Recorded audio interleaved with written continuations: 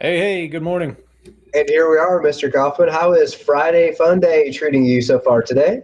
Oh, it's been a great morning. Had a couple of meetings this morning and kicking things off right. I discussed with you a little bit earlier. I got some great sleep last night, man. I'm feeling good. So Yes, that is a good. Yeah, you do look refreshed. That is true. I do doing agree with great, man. I feel hydrated. I've got my electrolytes here. I got I don't know, just had a really good morning. So I'm ready to kick this thing off. that. That's good stuff.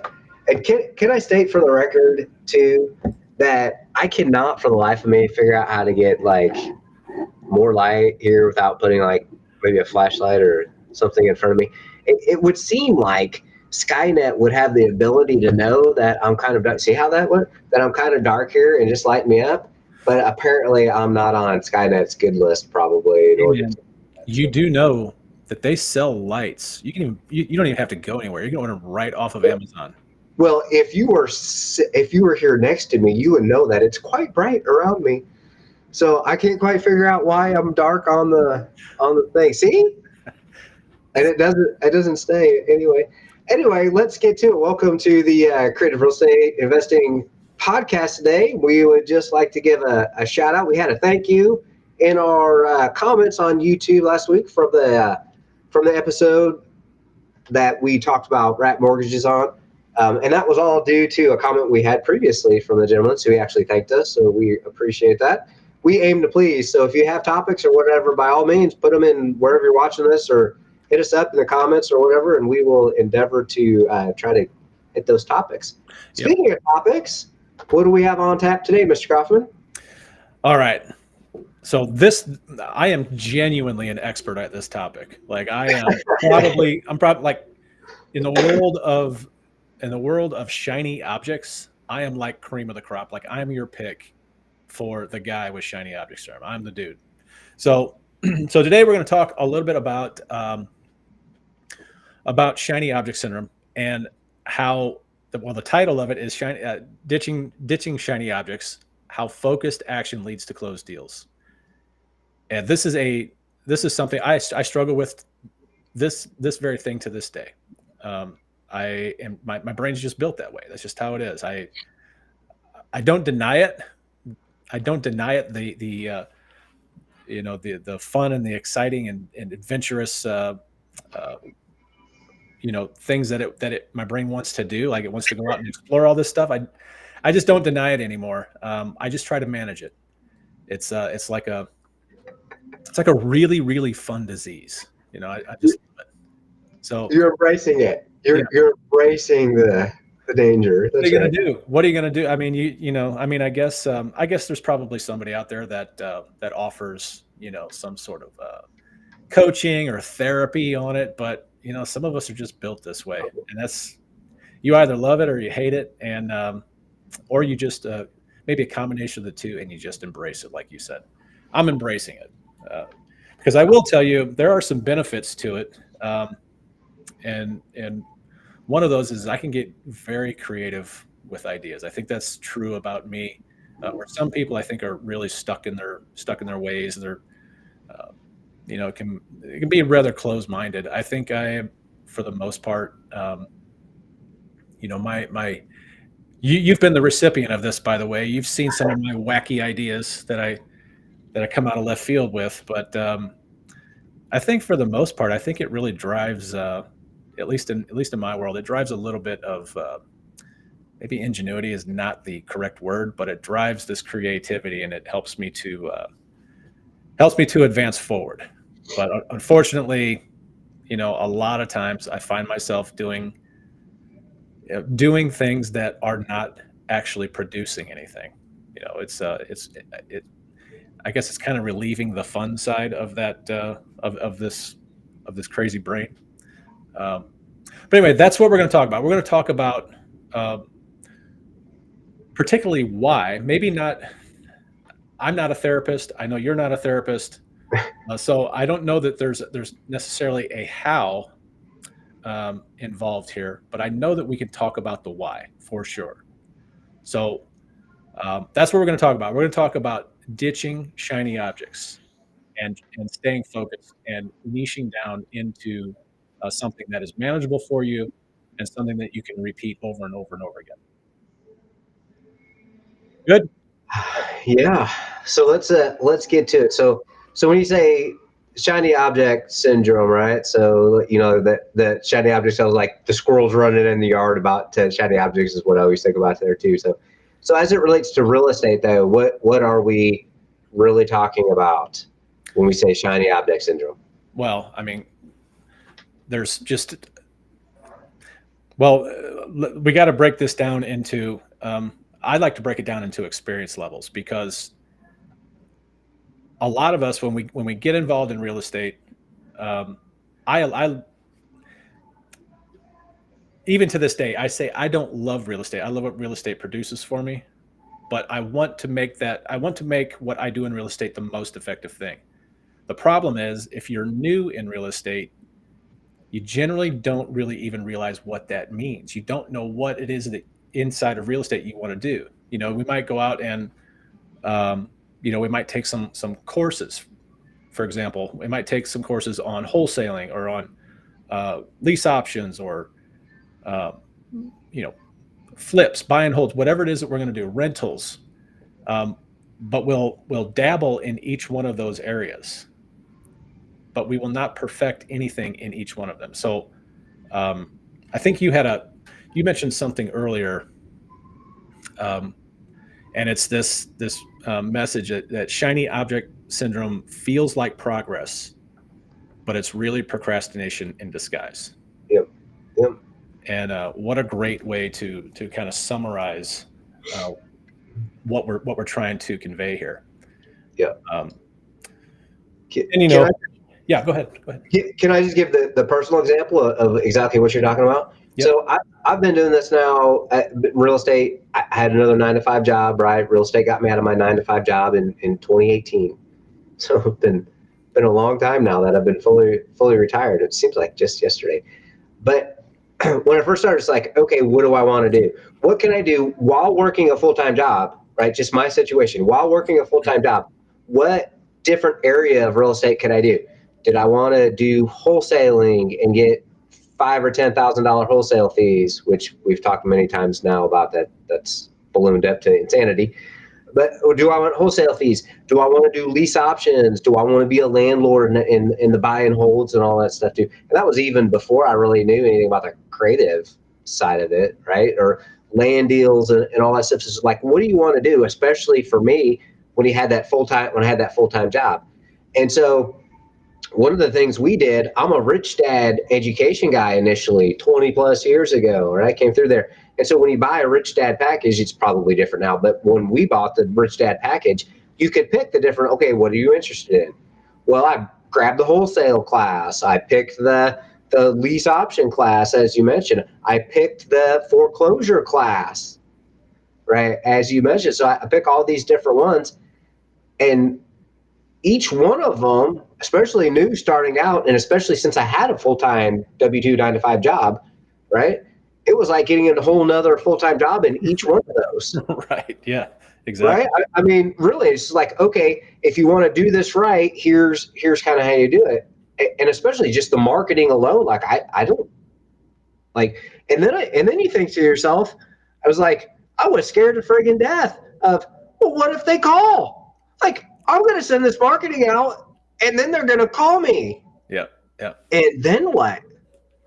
Oh yeah. Yeah. Yeah. And then Yeah. what?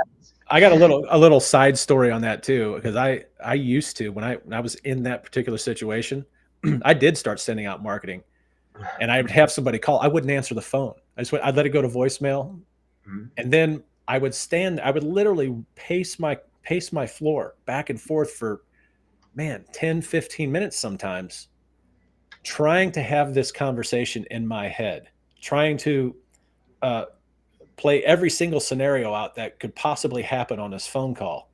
Mm. And not one single time, not one time did those phone calls go the way that I planned. So anyway, I just wanted to tell that because I know exactly where you're coming from here. It is especially for new folks. It can be very, very nerve wracking for sure. Yeah. And then I have to figure out how to be a marketer. And this was before it was much easier. I mean, this was even before. So we were taking those classes even before Facebook Mm-hmm. was a big thing. You know what I mean? So there's actually easier ways to kind of get leads now than there was back then. Like But no mainly, better ways. Yeah. yeah, mainly, yes, mainly direct mail and all that stuff too. I was like, oh shit, these people are going to call. And it's like, Yeah. I don't know. And this was before the YouTube now. And so now it's even harder, I think, especially if you're just like, okay, I'm going to go and see what I can figure out on YouTube and about, okay, I'm going to do this and do that. And you can now find, well, shit, let's just put wholesaling in as a search on YouTube. I don't even know what the returns were, millions probably. Like Yeah. if you on that too. And so then you lose yourself down all these rabbit holes, and you got this quote unquote guru telling you one thing, you got this one telling you another. And by the way, they've never actually wholesaled the deal, but you don't know that. Right? I Yeah. mean, that's the danger. It's just like, and now you don't know what the hell. You don't know whether you're coming or going, ups, down, the sky is green and the grass is blue, man. You Yeah. don't know. You don't know what's going on too. So we call that paralysis by information overload, right? Or paralysis by opportunity, because there's so much out there. That's a whole nother thing to figure out where do you even start. Yeah. Yeah. It can be it can be overwhelming to say the least. It is you know, I consider myself lucky because when I got into it, I didn't even know the word wholesaling until I was maybe 2 years, yeah, probably 2 years into real estate investing. Um, I just thought real estate investing meant, you know, uh, maybe buying some rental properties or picking up a house for cheap and turning around and flipping it, maybe going to the auction and picking up a house. That's really what I thought it was. So I really lucked out in that in the very beginning. I was able to kind of stay focused, and it didn't actually happen until actually. It's funny you bring up Facebook. Until I got on Facebook and I started seeing these Facebook groups with all these different gurus, and that's when I really went sideways. Like 2 years after I got into, I was actually, believe it or not, I was pretty successful in the first 2 years. I had a job at the time and everything, but um, it wasn't until about 2 years in I saw what, and I've mentioned this guy's name before because he's a great dude. I love him to death. His name's David Dodge. Um, I was watching David in these Facebook groups and I'm seeing what he's doing. I'm like, man, this guy is on fire. This guy is killing it.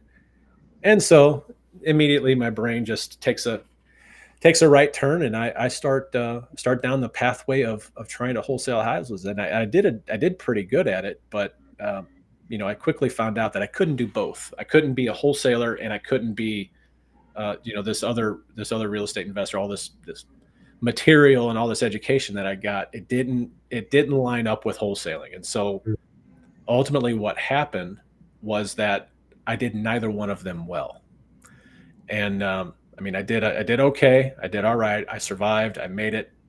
I was able to even quit my job because of it. But I did neither one of them very well at all. I did not optimize each one of those verticals in this business. And yeah, it's just a crazy. I think it's very, very common too. Unfortunately, I think it's so common amongst new real estate people, and it can be very hard to figure out what it is that you want to do because you just don't know what you don't know. So anyway, I know I stole your thunder there, but I am genuinely an expert at this. No, it's exactly right. We both went through it. I mean, it's not like and then so just the kind of the evolution, like my own personal evolutions. it's then I think to myself, okay, I learned out very quickly that wholesale friggin' sucked. Not for me. No way, no how. Right. So I crossed that one off the list. I was like, shelf. Yeah. That's what. That's where that one's going. And then I like the foreclosure stuff, and I did. So then I started to. So I did kind of get some focus, but then right, you kind of justify in your mind and you say, okay, I've got all these different things. I don't know what to do. And it's just like, okay, I got to think about it some more.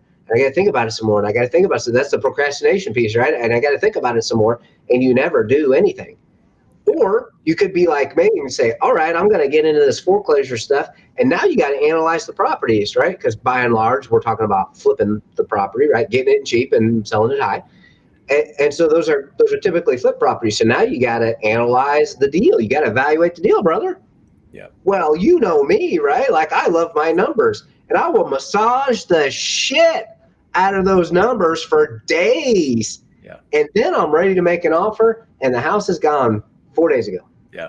Yeah. Very, very common problem. It's so common. Yeah. That's your analysis paralysis Yep. coming out. Yep. But yeah, all of this, everything we're talking about, ultimately, it just leads to uh, more and more confusion. You have half answered questions.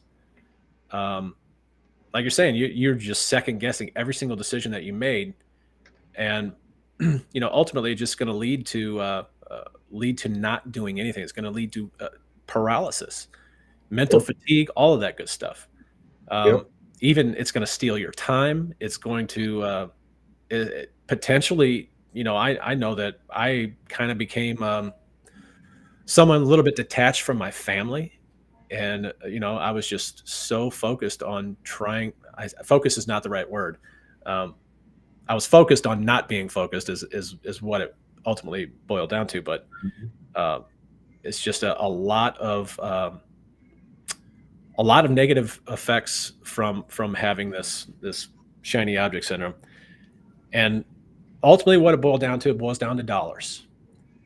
You know, you have you have the potential when you're not focused on a particular niche of actually not increasing or promoting your credibility, but actually damaging your credibility with the folks you're talking to about buying their houses, the sellers, the buyers.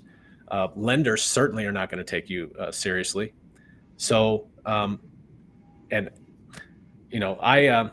I ultimately settled after that wholesale that period of wholesaling. I was flipping houses. That's what I was doing. That's actually how I met you.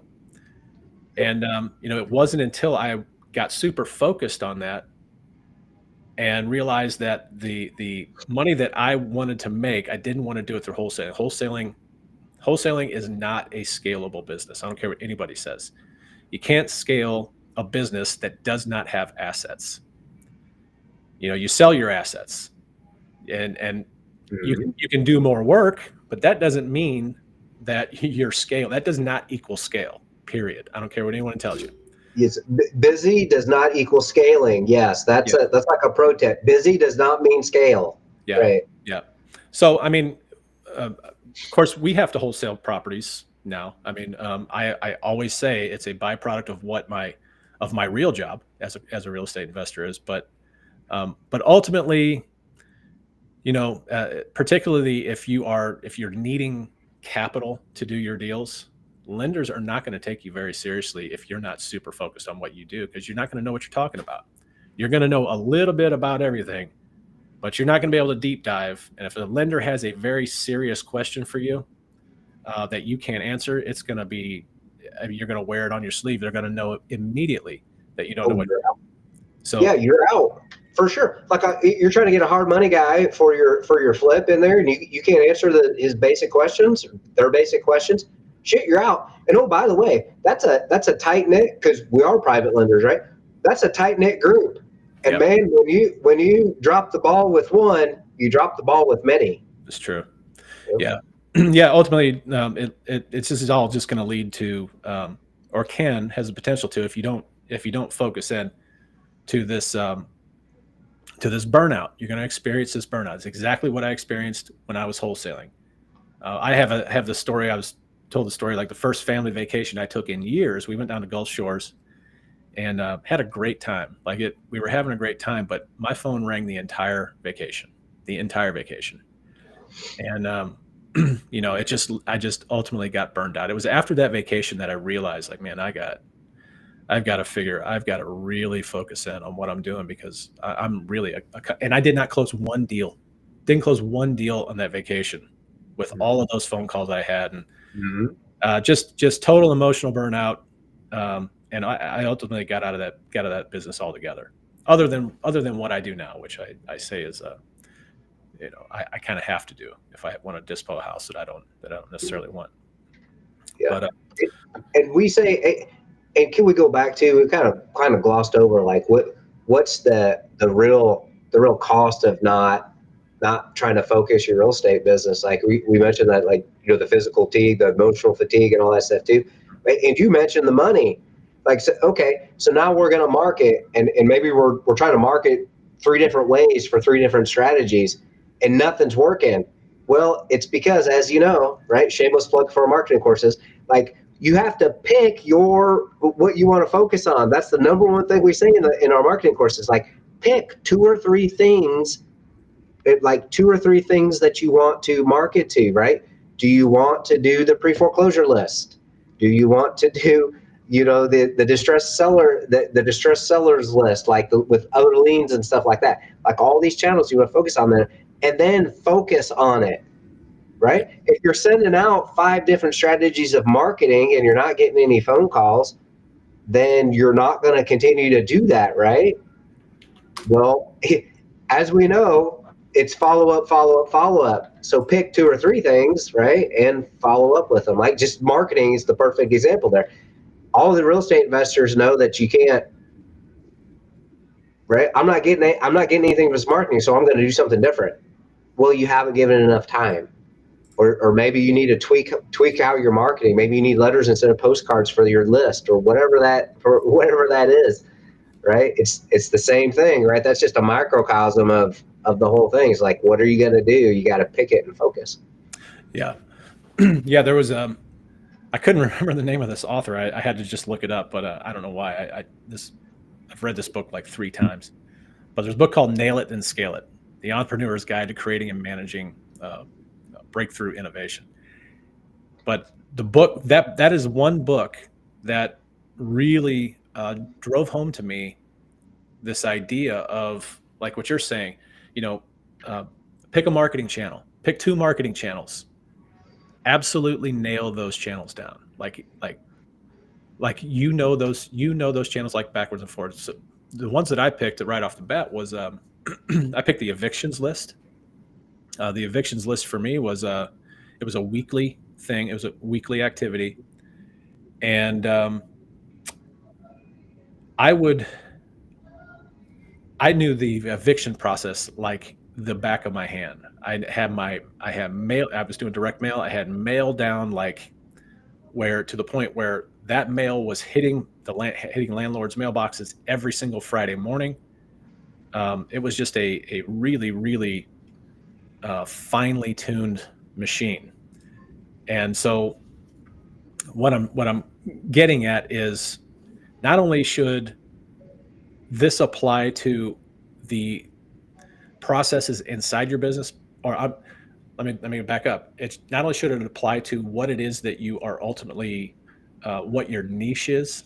So if it's buy and hold, or if it's flips, not only should it apply to that, but it should apply to every single process inside the business, like your marketing, like your acquisitions process, your transaction coordination process, and ultimately the sale, your dispositions process. You have to have a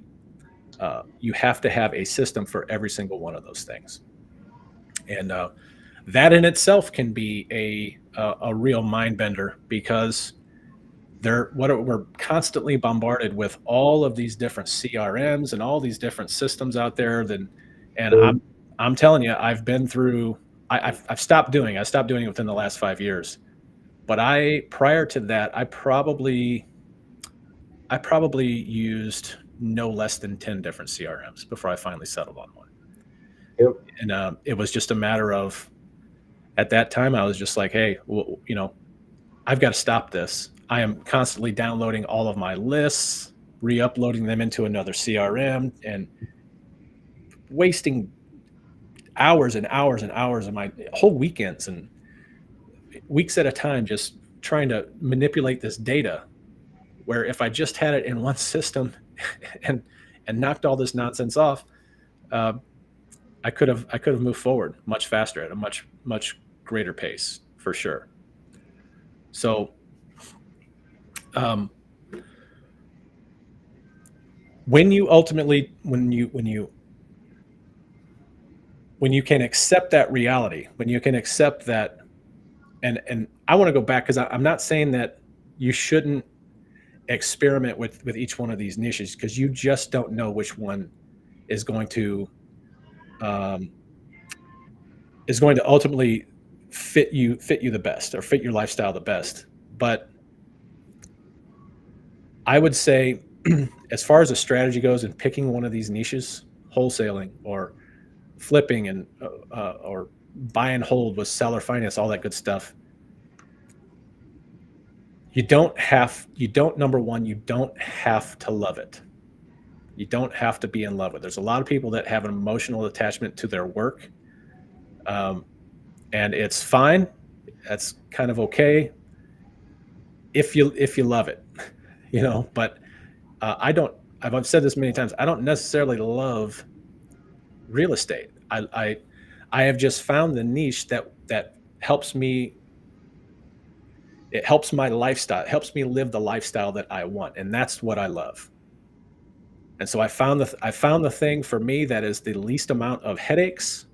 It's the least amount of trouble, and I there's some give and take with the benefits of what I do, but I love it so much because I actually ultimately have time freedom.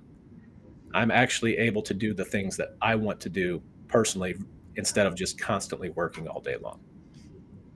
So that's my preachy bit about it. I like it.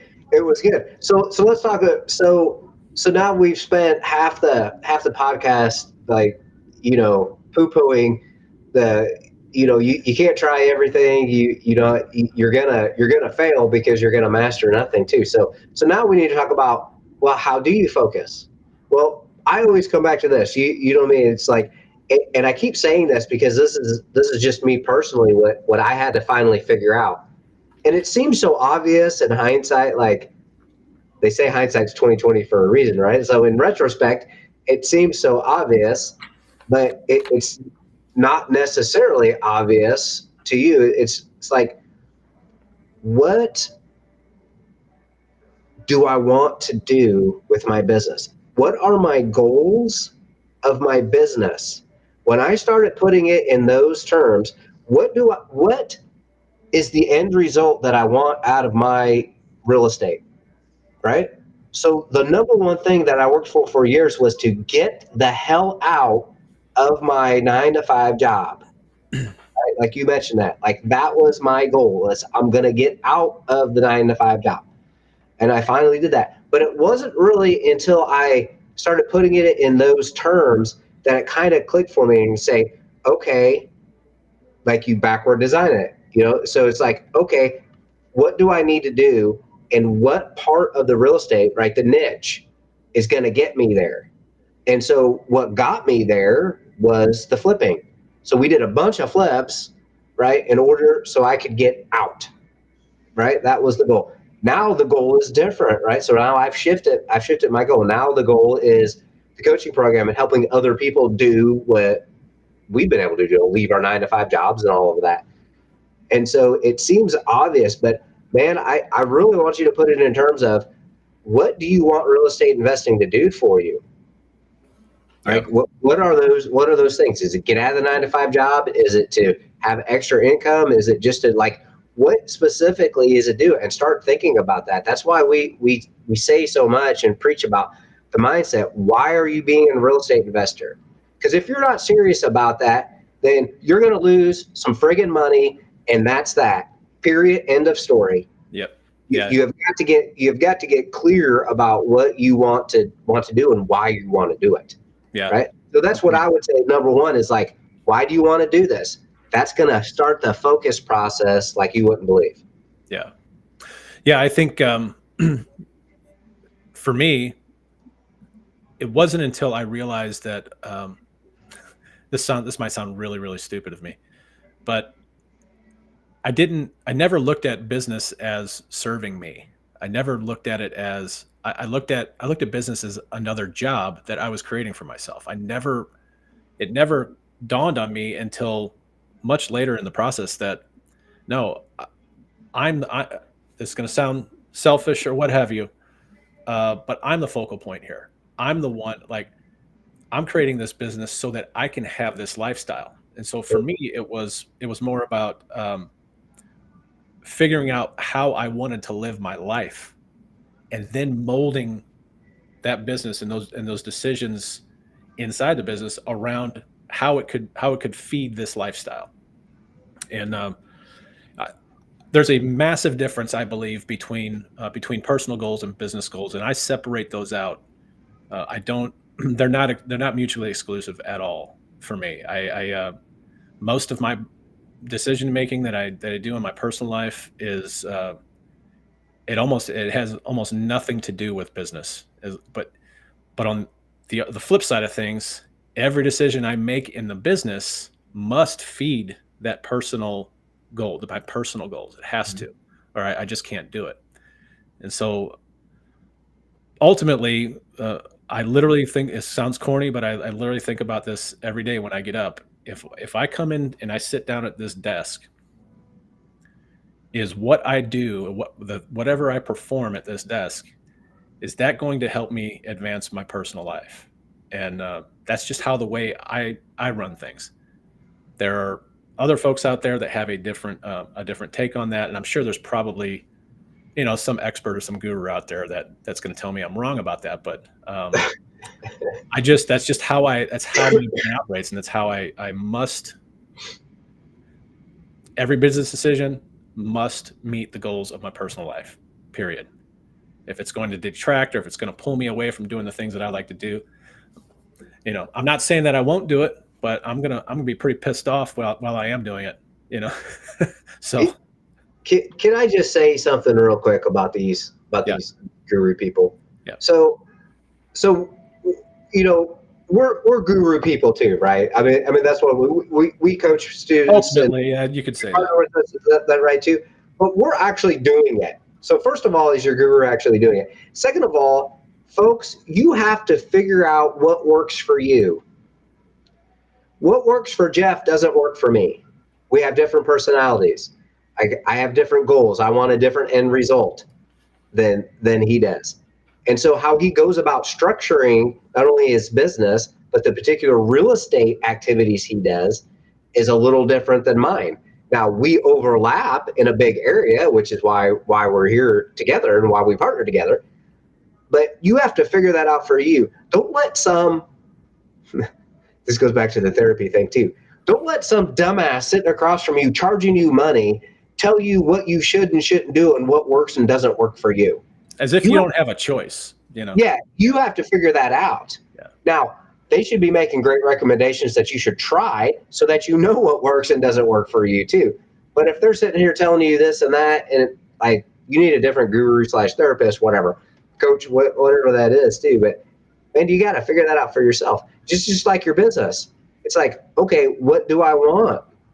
Do I want to get money in the bank account? Like, one of our current students, partners that we have wants to focus on the flips because they want that lump sum income. They want the bank account. They want to grow that in there. Other people want the buy and holds in the monthly cash flow. So it's like, what you exactly had it right too. What's your personal goal? What's your business goal? How does that blend together? And that determines whether you need to focus on monthly cash flow, buy and hold properties? Do you need to focus on flips? Do you want quick cash or even wholesales? Do you want all that? So you have to get that straight first. And man, it took me years to get. I'm gonna be honest. It took me years to get it straight. Years. Yeah, it takes a while. Yeah. Yeah, I mean, I think I'll just say this: no coach that I have ever had, and I I like to think that I have kind of adopted this way of thinking, this personality as well. But no coach that I have ever had has ever told me, no good coach. I actually have had people tell me that what I was doing was silly, or Mhm. Yeah. but no coach really should be telling you that your idea is stupid, or in derogatory terms.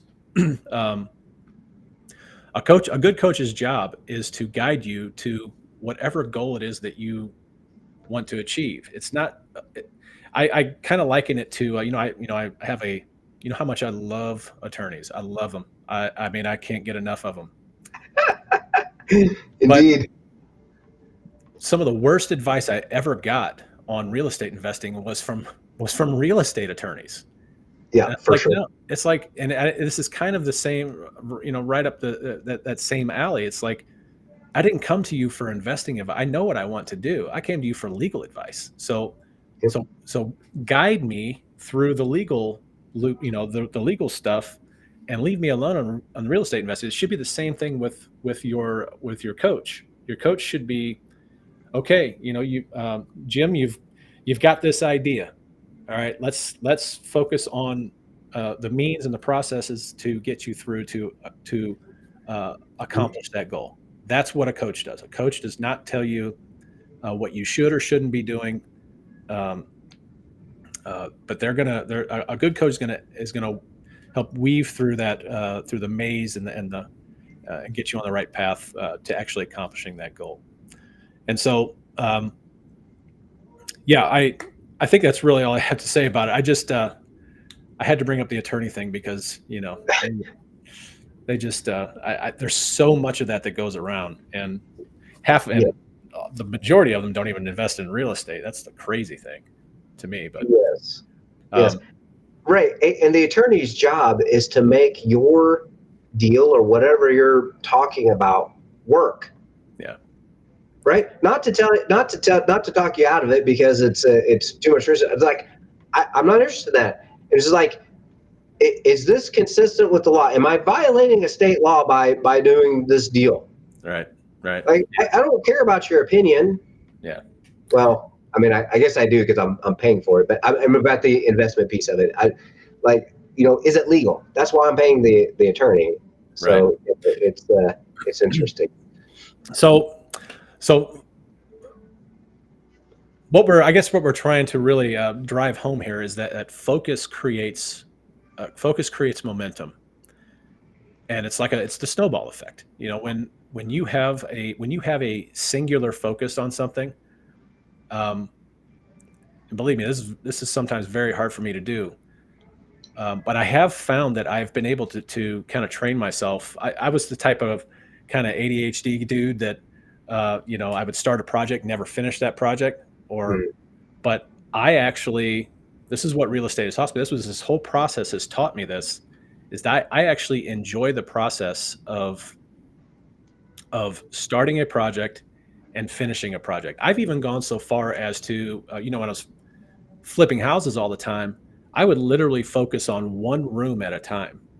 One room, completely finish that room, tape that room off so there's no entry back into that room unless Mhm. there's a door, and then I would move to the next room. It's ultimately how I kind of train myself um, to really, really stay focused on one thing. And I don't 100% do that to this day, to today, but for the most part, it's like I'm doing some projects on my own house here, and I'm not jumping around all over the house making a mess everywhere. I'm focusing on one thing, and you have to do that same kind of thing when we're talking about building or picking a niche, building the systems and processes out in that niche. You got to be super focused. You got to know everything about that one particular niche.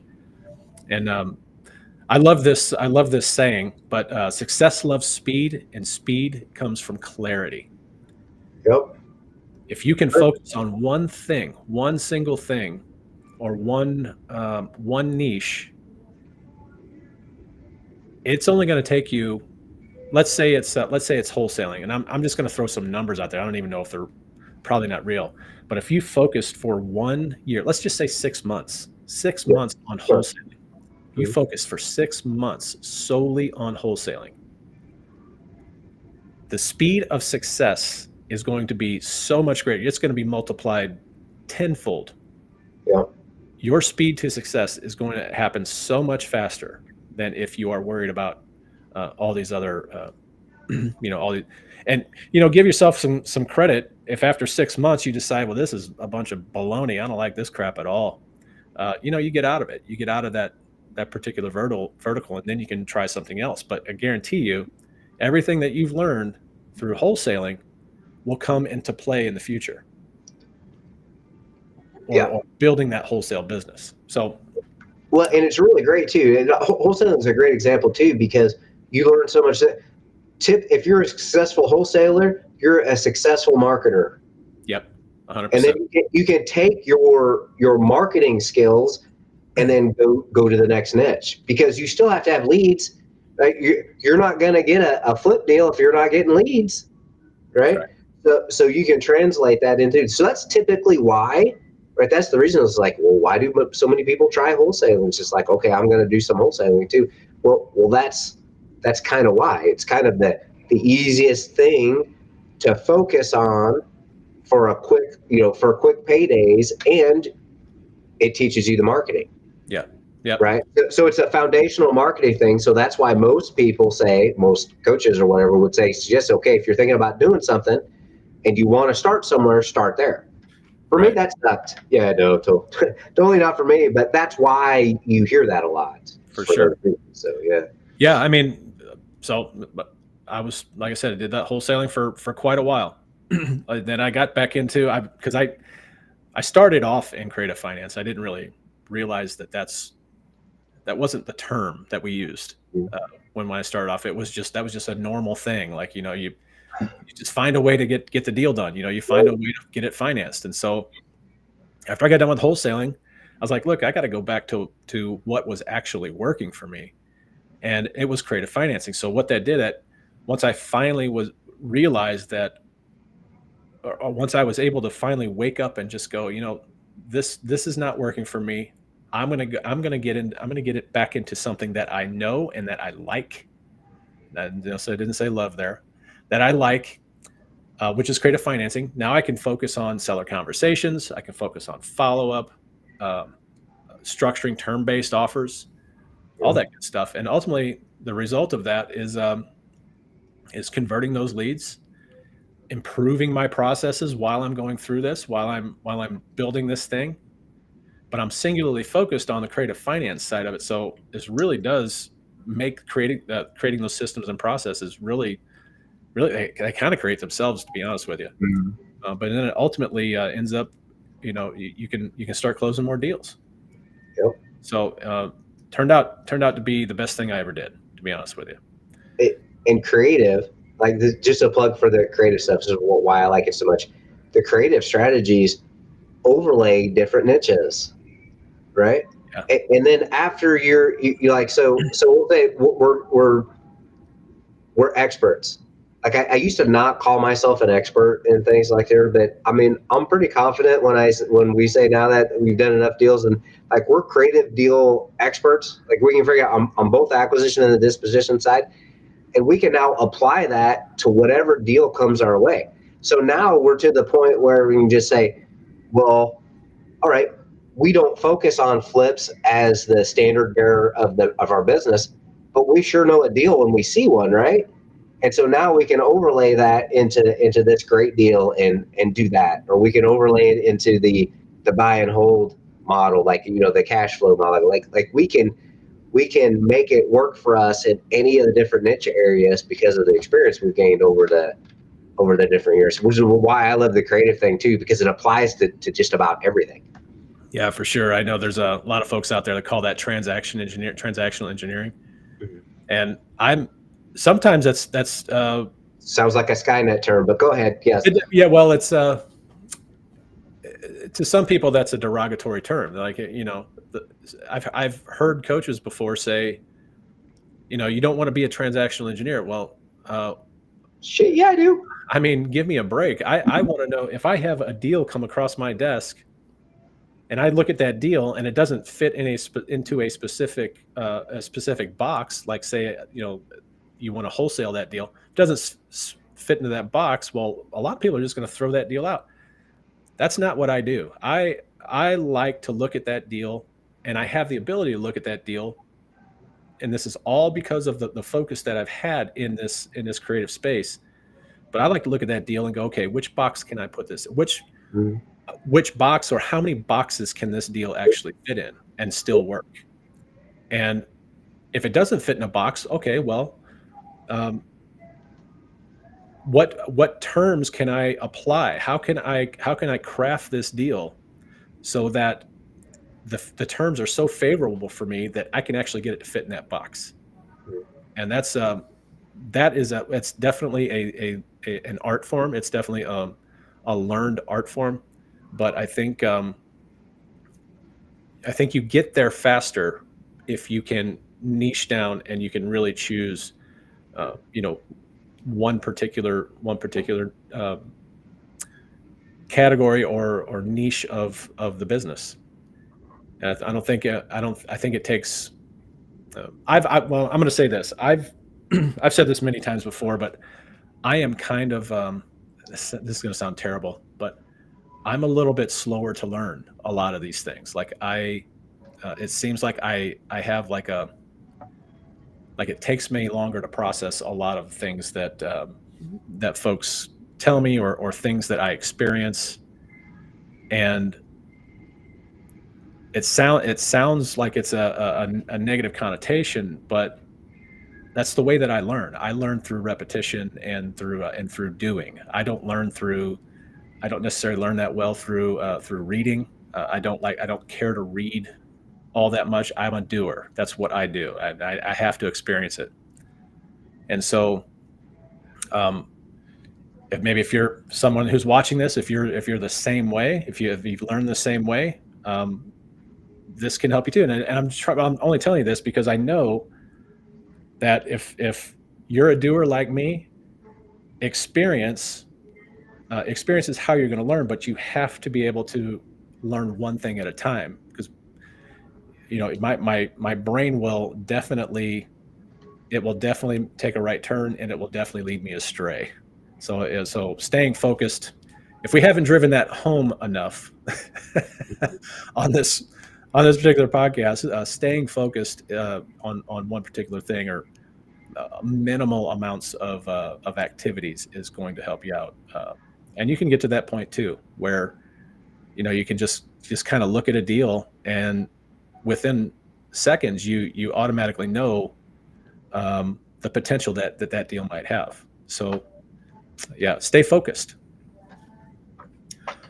All And right. stay with it. I think what you mentioned is like give yourself 6 to 12 months with what you want to focus on and see if it's like I mean, you'll know pretty quick whether you friggin' hate it or not, right? I Yeah. mean, like you said, you don't have to love it, but if you hate it, that's a different story, right? So you'll know quickly then, and then you can try a different niche. Like, and you're not married to all this stuff. So it's like we've done all kinds of different things in real estate, so like all kinds of different niches. Like you're not married to that, and you should try different things. Exactly right, because your needs change, your goals, your personal goals, your business goals change over time. Yeah. They change for me all the time. Well, So it's six what, to what do you want to focus on? yeah, the 6 to 12 months is a good time period, because even if you get into something, and 3 months in you're like, oh man, this is crazy. This is not what I bargained for here.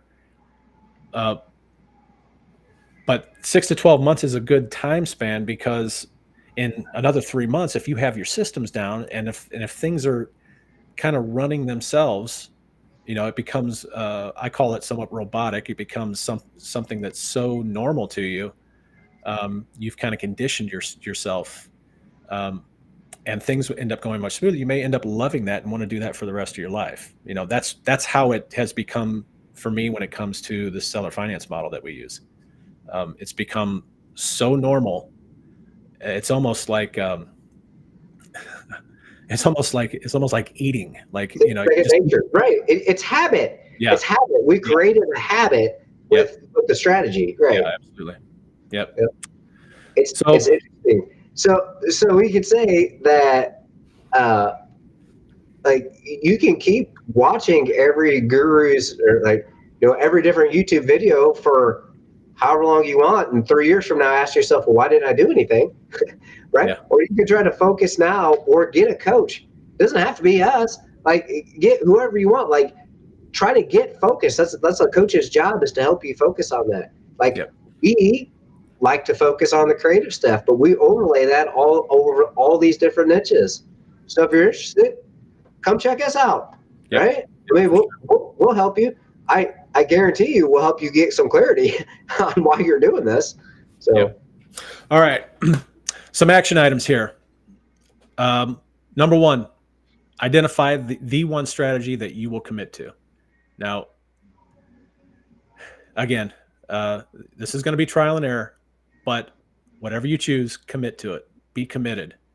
I did have a coach one time that told me it can be dangerous advice, but I think it's really good advice. It's risky, but it's very good advice. Commit to that strategy and burn all the bridges. Don't you are focused on that one strategy, and I love that term. I love the burn all the bridges. Just a quick little side note. um, we are taking a foray into building a fund. This has to do with our partner program that's coming up, and I know we've actually promised at the end of last month that would be completed, but it's taking us a little bit longer. So, yes, but we but have it's gonna be great. It's gonna be great. it's turning out awesome. It's turning out Yeah. really, really great. But we are in the midst of creating our first fund, and it's very. Would you agree with me that it is when you really start taking the sums of money in that we're talking about, it's pretty nerve wracking. It is. I'm not scared. What I am is I want to be reliable. I want to be everything that my core values tell me that I need to be to these people that are giving us their cash. And and you and I both we've talked about this since January 1 of essentially what I'm trying to essentially what I just said is we're in this, man. We are there's this is it. We're getting our comeuppance. This is it. We are in this. We are dedicated to this. We are burning the bridges, and we're not looking back. And I think that's probably the attitude that you have to have if you get into this business, and you just can't half-ass anything. You can't. The barrier to entry, as I always say, is very, very low in this business. It's extremely low, and you're going to be competing against people that have no business being in real estate investing at all, or wholesaling and stuff like that. So I only tell you that because if you commit to this one thing, it's less of those types of people that you have to deal with. And I just think it's extremely important. I love the term "burn the bridges." You might not like that term so much, but I love it.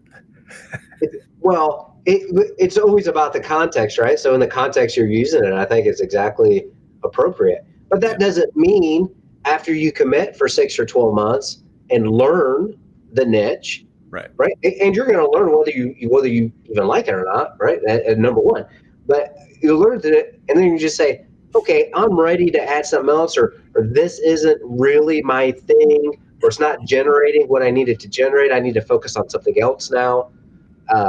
Maybe I just need some bank in the account in my account, whatever too. And so now I'm going to do a flips. Maybe it was wholesaling, and now I'm going to do flips. That's totally fine. But man, you got to give yourself that 6 to 12 months. Something we didn't, and we say that I say that lovingly from experience, because I didn't.